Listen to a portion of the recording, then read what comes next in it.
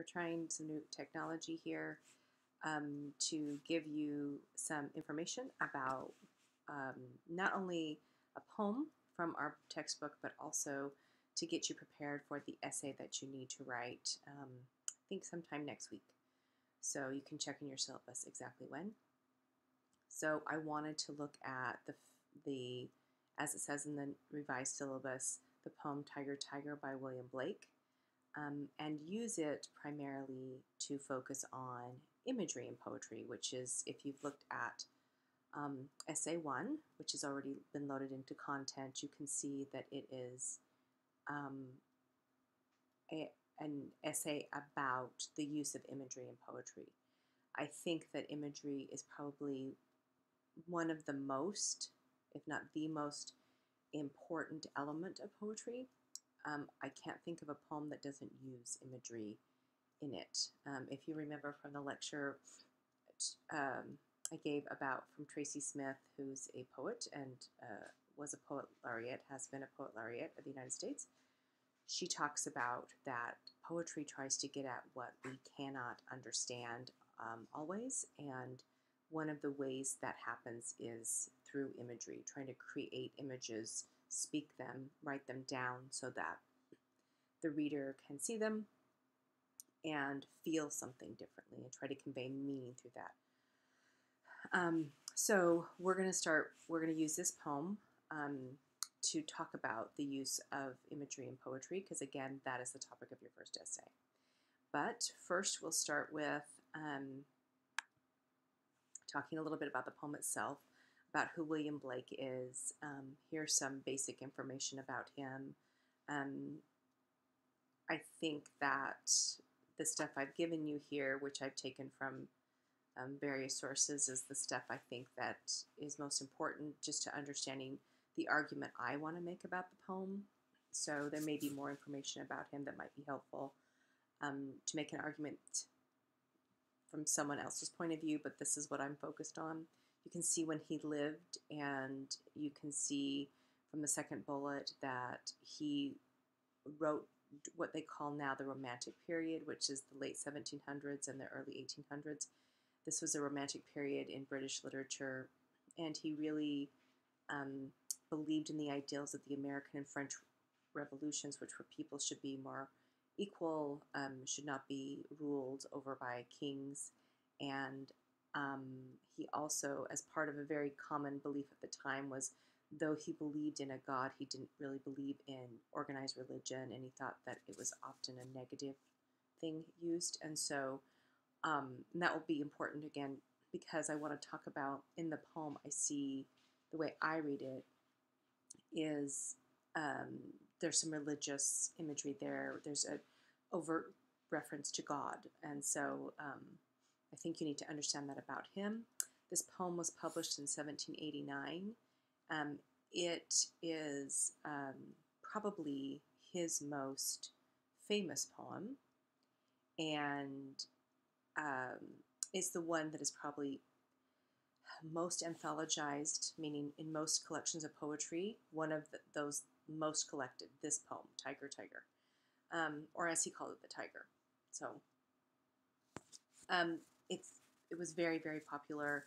Wasn't popular around the time, as his, the first bullet talks about how he was an artist and he made prints. That's, I think, where he got most of his money. But we now recognize him, people after that, recognize him as a tremendous poet and painter, and his influence carried on for generations. I think also important is this last bullet, is that he put together a bunch of poems in that he called Songs of Innocence, and then he wrote Songs of Experience, published 5 years later. And so that kind of gives you the idea of some of the themes, the differences. We can see that in the poem because he refers to, in the fifth stanza, he contrasts the tiger with the lamb. And in fact, the lamb is one of the poems in Songs of Innocence. So let's talk a little bit now about the power of rhyme, which I think because this poem is all in couplets, it's very memorable. It's easy to remember, and I think it's one of the reasons that it is such a popular poem. If it were just rhymed at the end, however, if it were just couplets, it would not be considered the work of art. We look at nursery rhymes, and most critics do not consider those works of art, and they rhyme and they help us remember them, but they're not also beautiful. But I want to just focus on the fact that the rhyme does make this highly memorable and gives quite a power to its tightly constructedness, which reminds us of the image we have, the bigger image of the tiger, right? This whole, all of this imagery in the poem kind of comes together to point to this large image of a tiger. And I think the descriptions of this is tightly muscled, strong, and that's kind of what this poem in many ways is tightly woven together. You'll see, by the way, on the left is his original illustration that he did for this book. It's today kept in the British Museum. I found the image online and put it here. I want to give credit. I don't know if this is his lettering, but it's beautiful. And the last thing on this slide is about, it's called trochaic tetrameter. Tetrameter just means, tetra means 4, so it just means there are 4, quote, feet. And feet is how we break lines down, not by words, but syllables coming together. And there are 4 of those for the most part, well, and throughout the whole thing, actually. Tiger is 1 foot, tiger, a 2nd foot, burning, a 3rd, bright. That's, it ends early, but that's 4 feet, 3.5 feet really. In the forest of the night, same kind of thing. Now the trochaic just means that the emphasis is on the first part of the word. So tiger, tiger, burning, bright, in the forest of the night. So you can tell what kind of rhythm it has by changing it. Like you could try to read it tiger, tiger, burning, bright. In the forest of the night. It doesn't sound normal. It doesn't sound right. So that would be iambic. Iambic is da-da, da-da, da-da. And this is da-da, da-da, da-da, trochaic, right? And again, the trochaic, as you can see, maybe from listening to what I just said, is very driving, driving, driving, which pushes us towards this kind of the power and the relentlessness of a tiger, I think. It fits in very well. Okay, so anyway, see his beautiful artwork. He was a great artist. Interesting illustrations. And then, and all of this from the bottom you can see I got from Wikipedia. It's not a super sophisticated reading, but I liked it. I liked the way they just broke down every stanza, right? There are 6 stanzas. The first and the last repeat each other. And they say, the first stanza opens with the central question, what immortal eye, what immortal hand or eye could frame thy fearful symmetry, right? It asks this question, but there are no answers because tigers can't speak. So we are left with no answers. And throughout the poem, there is no specific answer to this question. But then you can see from the rest of this slide here, the different, what is in each stanza, right? So the first and the 6th repeat each other, you know, here you are, tiger, what made you? And then the 2nd stanza says, you know, where were you created? And then the 3rd one says, how were you created? And what tools were used in the 4th stanza?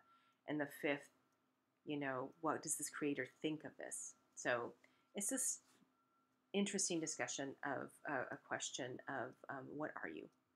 And how do you fit into, because again, the creator, how do you fit into this world, right? All this is really important, again, with the reading that I'm going to give, what I'm thinking of, what this all adds up to. But we need to move on. We're going to use this, sorry, not move on, just we're going to move on to talk about it in relationship to imagery and images. So imagery is just the collection of all the images. And what I try to do in this slide is just list a bunch of the images you can see in the poem. So the first one, tiger, burning bright. So An image is something you can see in your mind's eye. So if you close your eyes, can you see a tiger that is burning bright? So maybe it's not inflamed, but you can see that there's something about it that makes it glow. The fact that it says burning bright makes me feel like there's something intense about it. So I can picture a tiger in my mind and see that kind of image. So that's what an image is, right? There's multiple images here. This is the first one from the first line. And it even says in the forest of the night. That's the second line. So I may even imagine this tiger in the forest. My eyes are closed right now. I'm literally trying to imagine this. I hope you are too. Okay, and so that's the first step of this process of looking at imagery and poetry.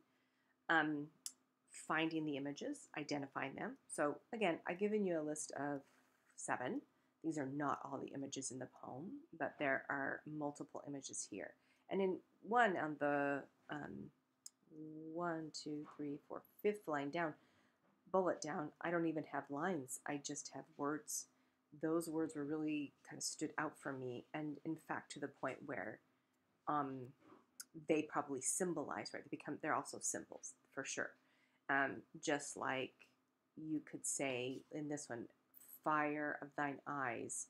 Fire probably represents more than, flames burning something. It probably is symbolic. We think of it as a symbol of life and of danger. And so these are not just images. There are also symbols within here. But I wanted to focus on the imagery. All this comes together. The hammer, the chain, the furnace, the anvil. It, of course, makes me think of a blacksmith shop, which in the late 1700s and 1800s, before automobiles are made, is how people used to get around. That form of technology had been around for hundreds of years by then. Blacksmiths were an important part of the economy. It would be something that everyone would have seen. It was a common image. We are probably not so familiar with it, but I can imagine it, probably from movies I've seen, to be honest. And, I can imagine that a hammer hitting on the anvil with something that's hot and striking it with the furnace, all these images. Okay, so we have all these images listed, right? So the next thing to do is to ask myself, okay, what emotion do I feel with this imagery? So it's not just finding the images. Images are important and they're beautiful, and we look at the skill the writer put together. But the reason they put this image together was to have us to think about what emotion it calls up for us. So let's start with the first one, tiger burning bright. What emotion do I feel when I imagine that? When I close my eyes and see that tiger burning bright in the forest of the night, the emotion that calls up for me are 2 things. I call up fear, like, I guess it depends on how close I am, but would be frightening to me. But also, I actually love big cats. And I think even if you don't love big cats, you can see their beauty. And I, from the comfort of my living room, watching on a screen, would be fascinated, would think it was beautiful, would be astounded by the beauty of this beast. And if it was 10 feet away from me, would be horrified, right? Was scared to death. Appreciative of its beauty, but horrified. So both of those emotions are kind of warring at me. And just that image right there and the emotions it calls up kind of leads to where I'm headed next, which is to figure out what all of this means. And that's kind of what I'm trying to guide you to, is that we look at imagery as a way to figure out what meaning is. So, right, the imagery and the emotion that it comes up leads us to some kind of meaning. Of course, looking at the symbols, looking at the form, looking at the alliteration, those are the sound patterns, all of those things also help us to get to the meaning. But I think imagery is the key one, so that's what our first essay is going to focus on. All right, so what I wanted to do in this, these are probably pretty bad notes here, but what I'm trying to do here is kind of walk you through my process of talking about the imagery, talking about what it calls to my mind, what emotion I feel, and what this all adds up to, right? What meaning it gives me. Okay, so I chose this one, Twist the Sinews of the Heart. Um, and I tried to put the background picture. This is a human, so it would not be a tiger heart, but if you Google tiger heart, it says weird images for the most part. And so this to me, I just could see, especially because it's in the background, you can see where it fits in the heart. This is what I kind of see when I see, because sinews are just tendons. They are the part that connects your muscles to your bones, right? So you don't really have any sinews here, but you can see, so in my imaginary, I can see this is connected to, where the rib cage is and how this is connected to the body. This is what I imagine, right? Because it's all a work of imagination. And I don't know how much people in the late 1700s knew about the human body. I think they had carved open bodies by now and we're looking at them, so we have some ideas. But I think what's important is that the word sinew, especially in biblical times, and remember Blake was religious, he had read the Bible, he knew the Bible, it really meant strength. So metaphorically, sinews have this idea of strength. So though they're literally tendons, we have this larger idea of symbolizing strength. Okay, so twist the sinews of the heart makes me think the sinews of the heart is a source of strength. But then it says twisting, that word twist the sinews, which makes me think of, again, if this picture that is the background were suddenly being twisted, that makes me think of pain. That's the emotion that it calls up to me, is pain. And then the line before this talks about not just the sinews of the heart, but it says, what shoulder and what art could twist the sinews of thy heart? What shoulder, could do this? What could create making the twisting and the sinews of the heart? I think this twisting and the sinews of the heart, in my mind, isn't something like trying to wrench it to destroy it, but it's just part of creating, the process of creating. So something that is strong enough to twist the sinews would have to be very powerful. And in fact, the later lines allude to God, right? That's what we're going to. Who could do this? Who could do this? And then there's this allusion to God, is for certain by the 5th stanza. So the emotions I feel, so I'm down here, the emotions I feel from all of these, what this image brings up to me, I feel caution, I feel cautious, I feel fear, I feel sympathetic because of the pain, and I feel admiration.